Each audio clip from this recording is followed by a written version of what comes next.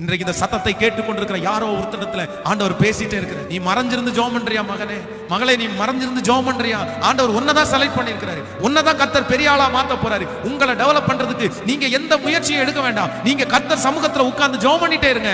நிச்சயமா சொல்றேன், உங்களை யாருமே உயர்த்தாம இருக்கலாம். பாஸ்டர், இவ்வளவு கஷ்டப்பட்டேன், ஒரு என்கரேஜ் கூட பண்ணல பாஸ்டர், இத்தனை நான் செஞ்சேன், ஒரு தட்டி கொடுக்க கூட இல்ல பாஸ்டர், 10 பேருக்கு முன்னாடி சொல்லவே இல்லை, இவங்க என்ன டெவலப் பண்ணுவாங்கன்னு நினைச்சேன், இவங்க 10 பேருக்கு முன்னாடி என்ன சாட்சியா சொல்லுவாங்க, அப்படியே தூக்கி விட்டுருவாங்கன்னு நினைச்சேன். நான் சொல்றேன், யாருமே உங்களை தூக்கி விட வேண்டாம்.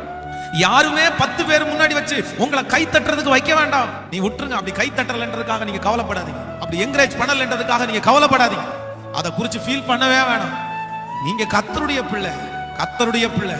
நீங்க வனாந்திரத்துல இருந்தாலும், நீங்க போட்டிருக்கிறது ஒட்டக மயிருடையா இருந்தாலும், உங்க சாப்பாடு நினைச்ச மாதிரி இல்லைன்னாலும், உங்களை லட்சக்கணக்கான பேருக்கு முன்பாக கீர்த்தியும் புகழ்ச்சியுமாய் வைக்கிறதற்கு ஆண்டவரால முடியும்.